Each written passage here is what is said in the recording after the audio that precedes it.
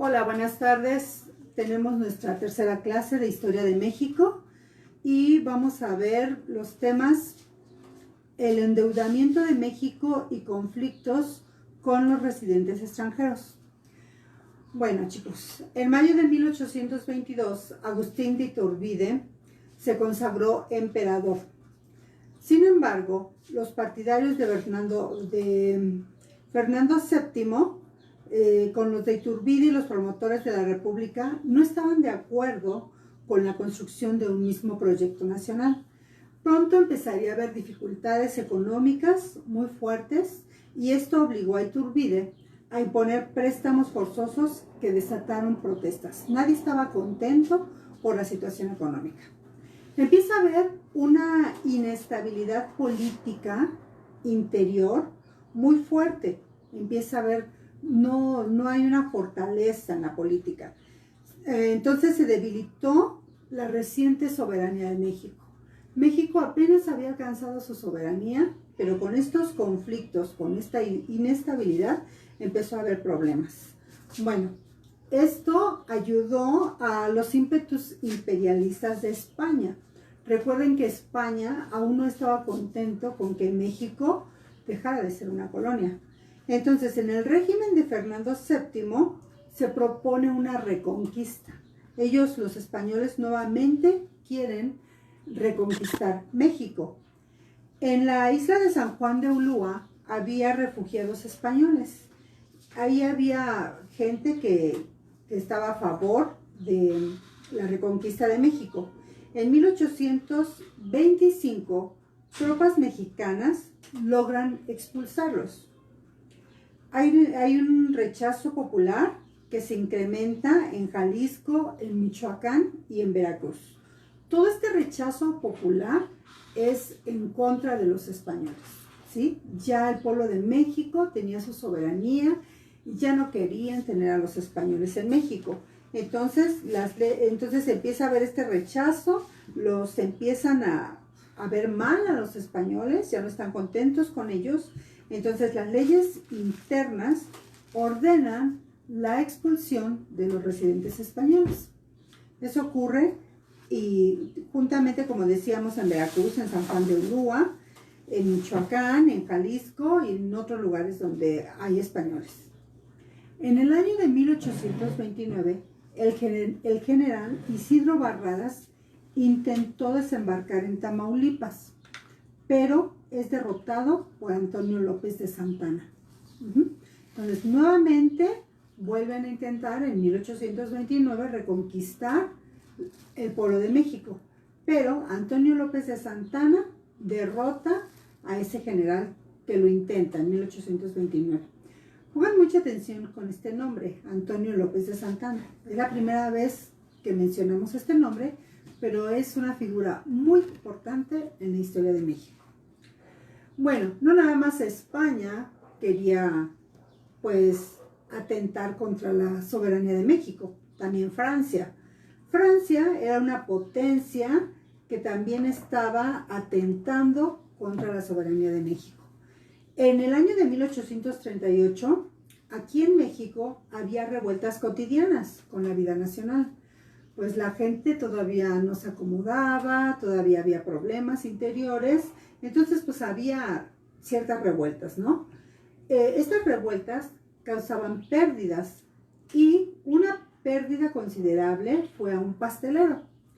Entonces, también a otros comerciantes franceses radicados en México, pero esta pérdida a un pastelero fue muy importante.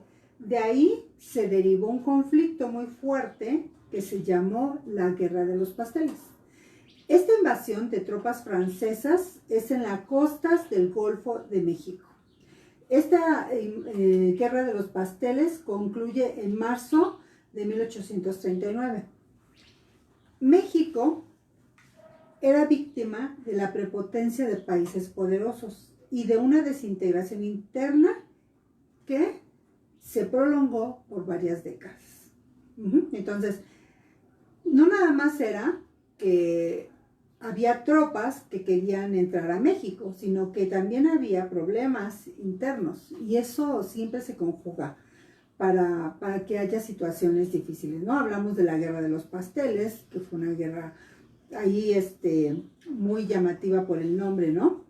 Ya les comenté que las tropas francesas invadieron las costas del Golfo de México y querían ingresar a México, ¿no? Bueno, también hay una guerra con Estados Unidos. En la guerra con Estados Unidos es de los episodios más costosos en la situación de nuestro país. Eso tiene que ver con la separación de Texas y de otras entidades del norte del país, porque se pierde más de la mitad del territorio nacional. Esto es en el año de 1848. Estados Unidos se queda con la parte de Texas, de Nuevo México, de Arizona, de California y de Utah. Se apodera de todas esas partes que son más de la mitad de todo el territorio mexicano.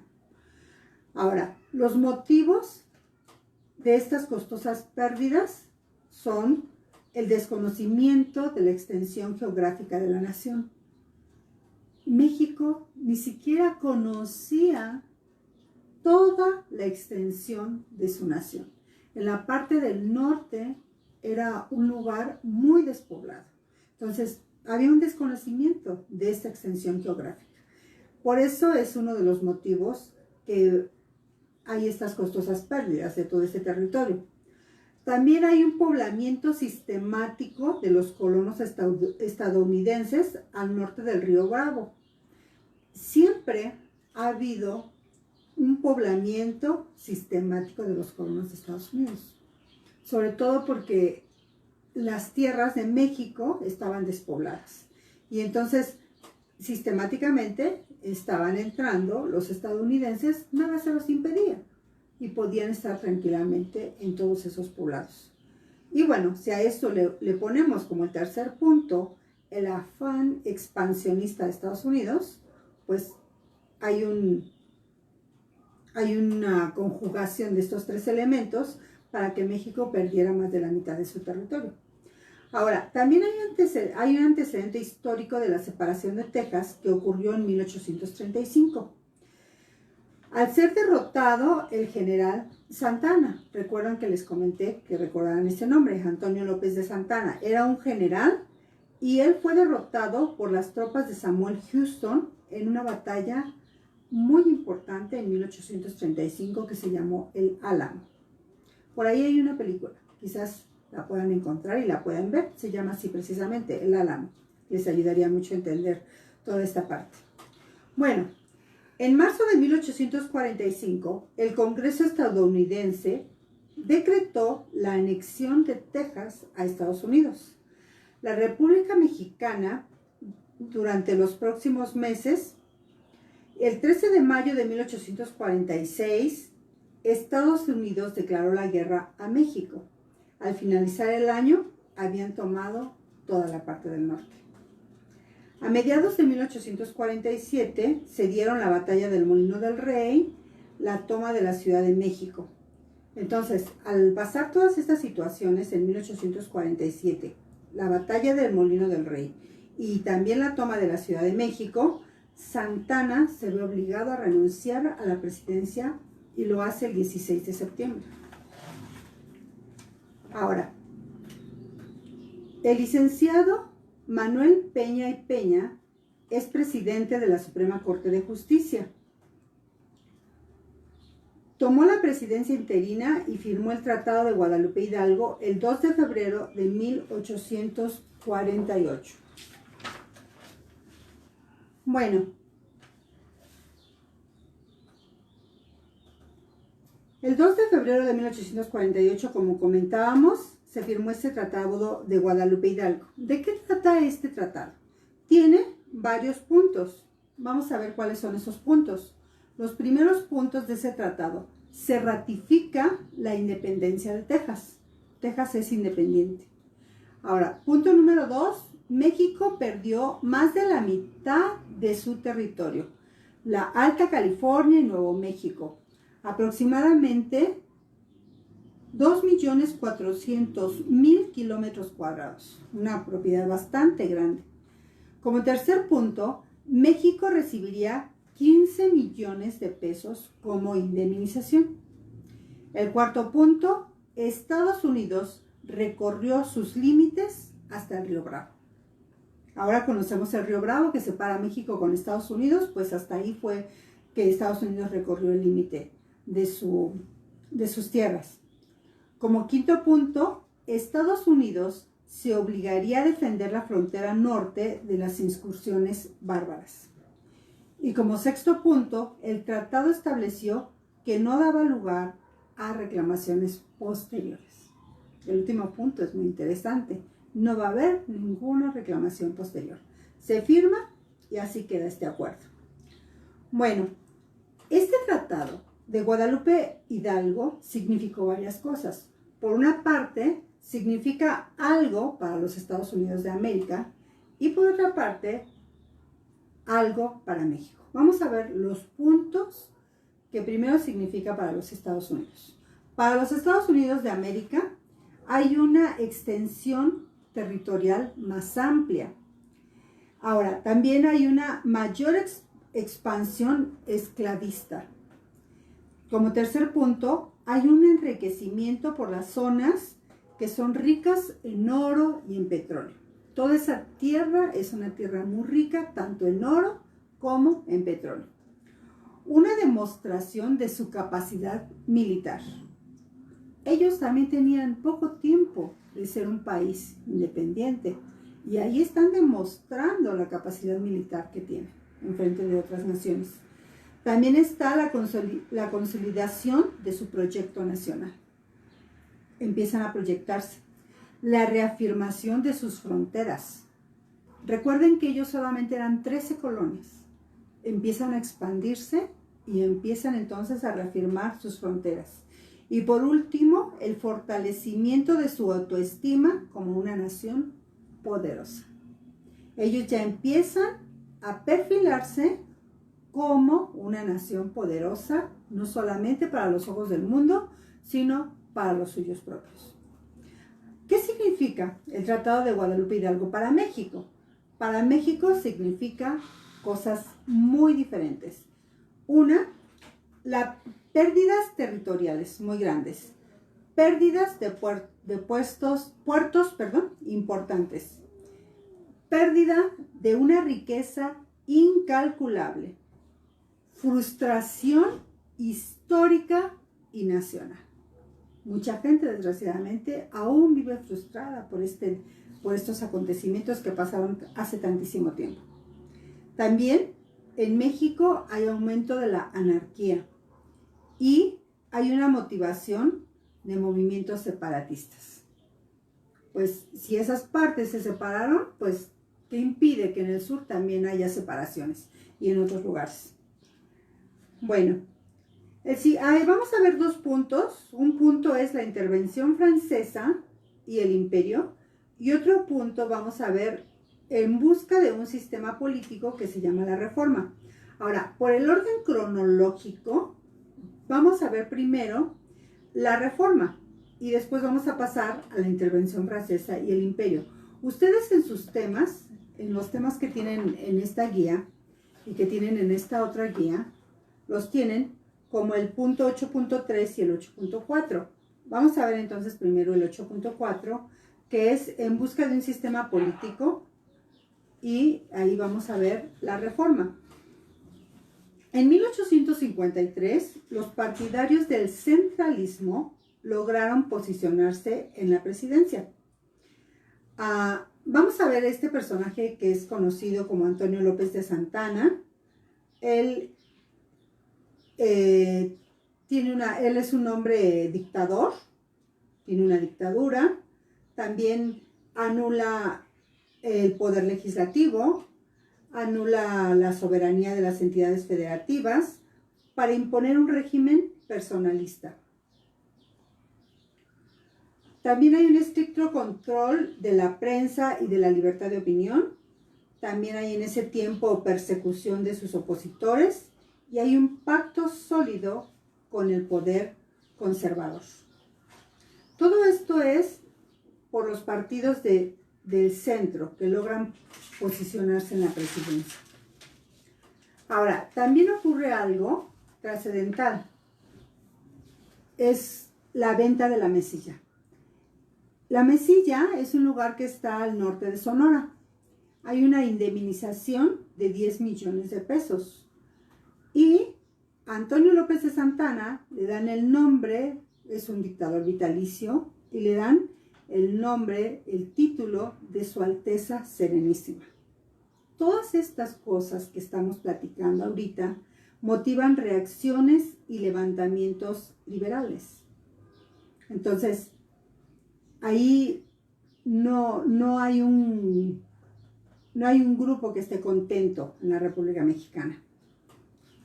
También vamos a ver que hay un gobernador de Guerrero que se llama Juan Álvarez. Este gobernador derroca a Santana y es en la Revolución de Ayutla, así se le conoce a este movimiento, en el año de 1854. Entonces, primero se desconoce a Santana, eso es lo primero que ocurre. Después se proclama la realización de un nuevo Congreso Constitucional de carácter liberal para restaurar el Pacto Federal. ¿Qué es el Pacto Federal? El Pacto Federal significa que la República está dividida en federaciones, en estados, y que cada uno tiene un gobierno. Pero bueno, aquí se proclama nuevamente la realización de este nuevo Congreso Constitucional y es de carácter liberal para restaurar, para regresar a ese pacto federal. Como habíamos dicho, Juan Álvarez, que es el que logra derrocar a Santana, ocupa la presidencia provisional y en ese tiempo hay muchas presiones y entonces hacen que Ignacio Comonfort pueda renunciar. Hay presiones muy fuertes, las presiones son de parte de los liberales y de parte de los conservadores. En la parte liberal, el Partido Liberal, se encuentra Benito Juárez y Lerdo de Tejada. Vamos a empezar a ver qué ocurre con Benito Juárez y Lerdo de Tejada. En 1856, en el gobierno de Ignacio Comonfort, la balanza política se inclina a favor del Partido Liberal. Este partido es el que triunfó en la Revolución de Ayutla, donde ya habíamos platicado que Juan Álvarez derroca a Antonio López de Santana. Ahora, se empieza a formar un congreso constituyente, esto es en el mes de febrero. Este congreso tiene integrantes radicales del grupo liberal. Entre ellos se encuentra Juárez, Lerdo de Tejada, Melchor Ocampo, José María Iglesias y Francisco Zarco. El 5 de febrero de 1857 hay una promulgación de la nueva Constitución. Esta promulgación está promovida por Ignacio Comonfort. Y bueno, en esta Constitución vamos a ver que son 128 artículos y algunos postulados importantes. Vamos a comentar algunos de ellos. Primero, el establecimiento de una república representativa, democrática y federal. Después se consolida la estructura tripartita con un poder ejecutivo depositado en un presidente que solamente va a estar 4 años en el poder. También debe de haber un vicepresidente que su cargo es otorgado al ministro de Justicia de la Nación. Un Congreso bicameral quiere decir que hay 2 cámaras en el Congreso y una Suprema Corte de Justicia. Esto quiere decir que el Poder Judicial estaría presidido por quien haría las veces de vicepresidente. Como tercer punto, bueno, hay varios artículos, algunos de los más importantes, vamos a ver. El Poder Legislativo recaía en manos de una sola Cámara, y esta era la Cámara de Diputados. El presidente de la República y el de la Suprema Corte de Justicia eran designados por elección popular, ¿sí? No era porque alguien lo impusiera, sino tenía que haber una elección. Algunos de los puntos también son los derechos del hombre, igualdad y libertad, comercio, conciencia, imprenta y enseñanza. La soberanía nacional emana del pueblo y reside originalmente en él. Ahora, esta federación, la República, que era una federación, quedaría integrada por 24 estados y el territorio de Baja California. Ahora, antes y después de entrar en vigor la Constitución, se aprobaron importantes reformas liberales. Estas reformas son muy importantes y se conocen así como las reformas liberales. Estas reformas liberales afectan intereses políticos y sociales del clero y de la milicia, los sacerdotes y los militares. Esas leyes son conocidas, una como la Ley Juárez, otra como la Ley Lerdo y otra como la Ley del Registro Civil.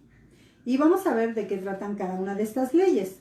La Ley Juárez de 1855, que suprimió los tribunales especiales, los fueros militar y eclesiásticos. De esta forma, se cancelan antiguos privilegios de origen colonial, que todavía hasta esa época, después de la independencia, subsistieron en México no solamente unos años, sino durante décadas. Ahora, la Ley Lerdo, para la desamortización de propiedades pertenecientes a corporaciones civiles, pueden ser campesinas y religiosas.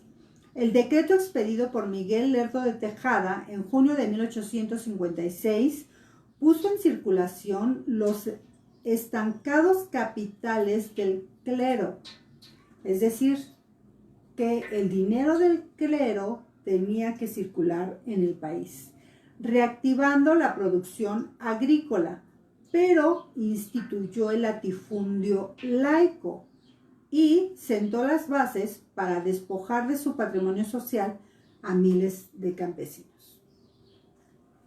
La Ley del Registro Civil, que entró en vigor en enero de 1857, la cual puso bajo la administración del Estado la tramitación de asuntos de la vida civil, como son el registro de nacimientos, de matrimonios y de defunciones.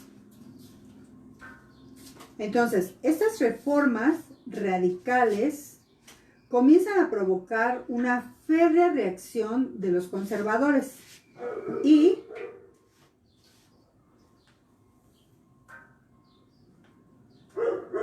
empiezan a provocar todas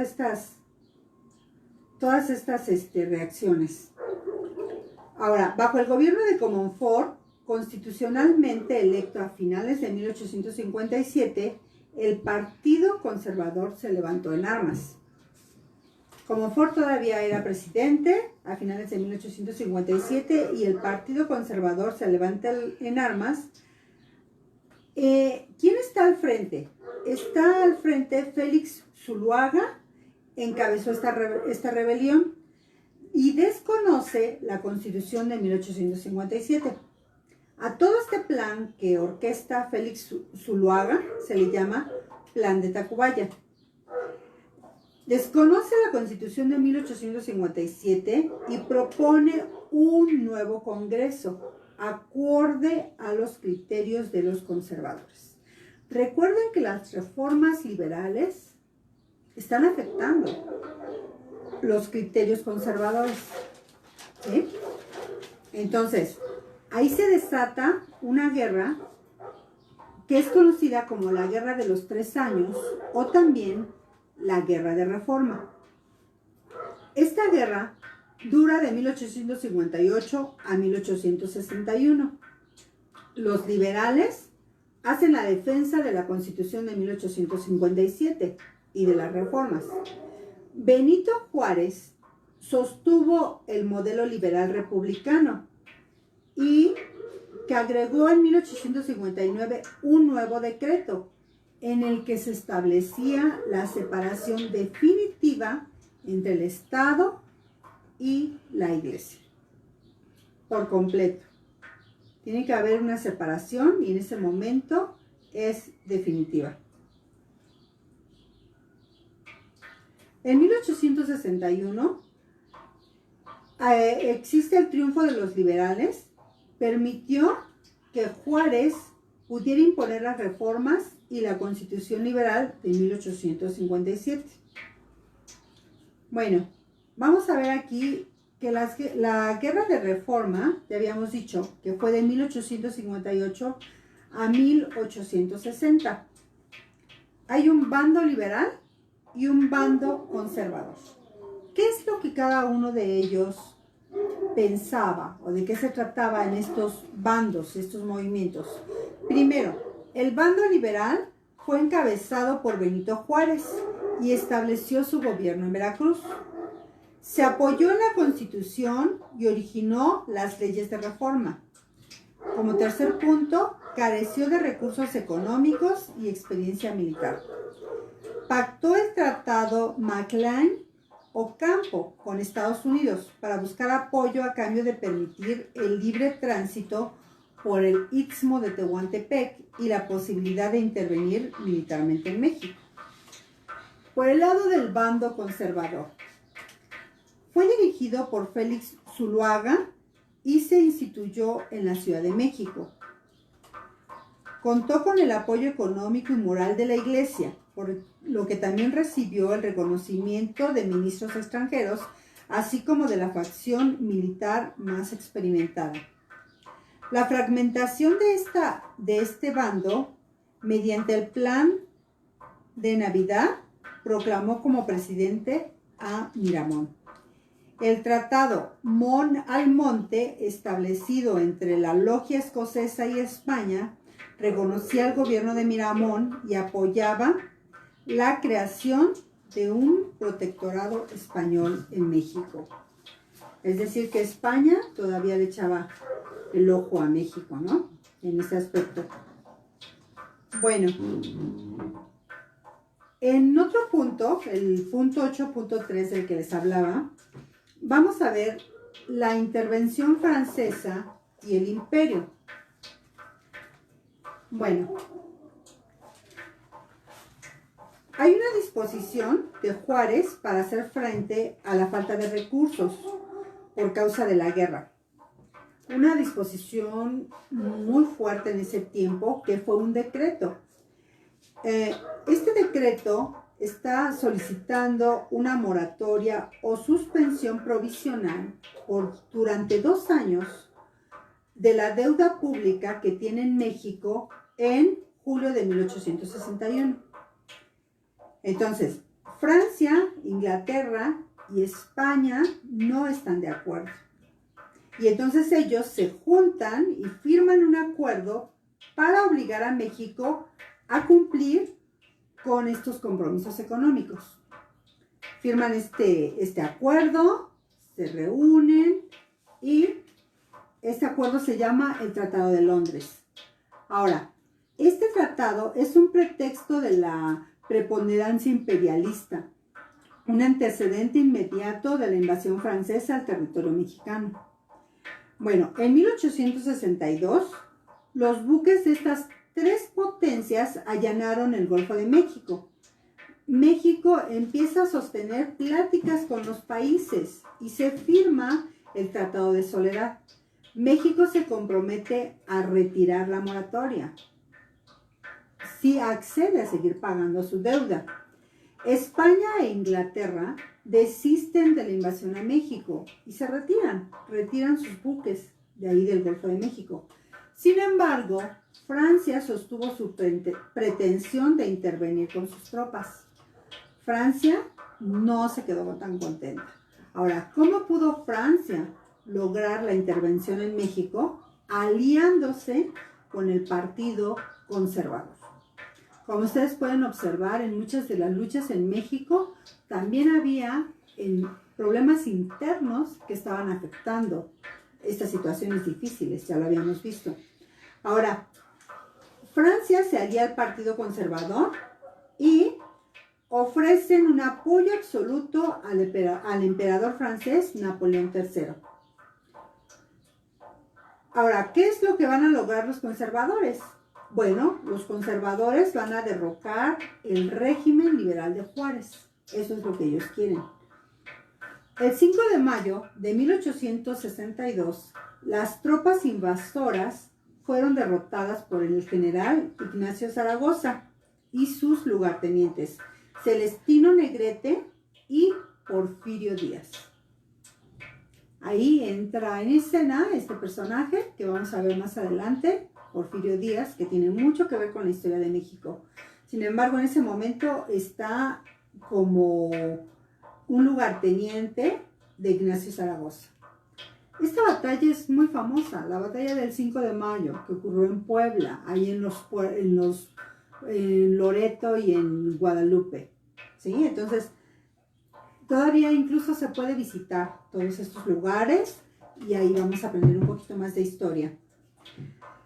Este triunfo mexicano incentivó el nacionalismo y la confianza en la soberanía nacional. Como les digo, ahí están el fuerte de Guadalupe y el fuerte de Victoria. Y bueno, incentiva todo este anhelo nacionalista. Sin embargo, Francia tiene 60,000 personas en el ejército. Y aparte tiene el apoyo de los conservadores. Por lo tanto, Napoleón III logra apoderarse de México. El mariscal francés Elías Federico Fauré articuló la ocupación de nuestro territorio y promovió la integración de una junta de notables en la que participó el Partido Conservador. Primero, se decretó la monarquía católica. Se ofreció el trono de México a Maximiliano de Habsburgo y su esposa Carlota de Bélgica. La alianza de conservadores y Napoleón III resultaba satisfactoria y Maximiliano podría garantizar este pacto que habían hecho. Ahora, ¿cómo es el imperio de Maximiliano? Maximiliano, él pone una condición para aceptar ser emperador en México, y esa condición es que el pueblo de México lo viera con agrado. Él quería eso, él solicitó a los conservadores y ellos le dijeron que sí, que no había ningún problema. Maximiliano de Habsburgo y su esposa, Carlota, se entrevistan con el Papa. Él los bendice y les da su respaldo. También se entrevistan con Napoleón III y firman el Tratado de Miramar. Este tratado dice que Francia va a sostener el imperio con tropas y con un préstamo. Ahora, ¿qué es lo que da a cambio Maximiliano? Se hipotecaba nuestro país para la fundación de una colonia francesa en América Latina. Entonces, aquí iba a ser una colonia francesa para que pudiera, quizás, no sé, ir a otros países también, ¿no? Probablemente. Maximiliano se compromete a sufragar los gastos de las tropas y establecer una política liberal en territorio mexicano. Fíjense la contradicción. Él está siendo apoyado por los conservadores. Sin embargo, él lo que ofrece es una política liberal. Ahí es donde no empiezan bien las cosas. En mayo de 1864 se estableció la pareja imperial y están en desacuerdo con el Partido Conservador. Por lo tanto, el Partido Conservador retira su apoyo cuando el emperador impuso criterios liberales. Hay dos. Uno de ellos, la libertad de cultos. Y el segundo, la expropiación de bienes clericales. Son estos dos puntos que ellos utilizan como criterios liberales. Al concluir la guerra de secesión, en Estados Unidos en 1866, Estados Unidos lanza un ultimátum a Francia y le exige respetar la soberanía mexicana. Son muy respetuosos de la soberanía mexicana. Bueno, Napoleón III retiró su apoyo a Maximiliano, argumentando que requería su ejército para enfrentar tropas prusianas al norte de Alemania, en la frontera con Alemania. Entonces, Maximiliano en 1867, primero, perdió el respaldo de los conservadores. Perdió el respaldo de Francia. No pudo renunciar al trono y retornar a Austria, porque la emperatriz Sofía, su madre, se lo prohíbe. Bueno, entonces él está sitiado en Querétaro. No encuentra otra salida más que empezar a huir y está ahí sitiado en el estado de Querétaro. En abril se rindió, acompañado de los generales Miramón y Mejía, y él estaba esperando un indulto. Él quería un indulto. Sin embargo, fueron sometidos a un tribunal militar que los condenó, a morir fusilados en julio de ese mismo año por atentar contra la soberanía de México. Muchas gracias.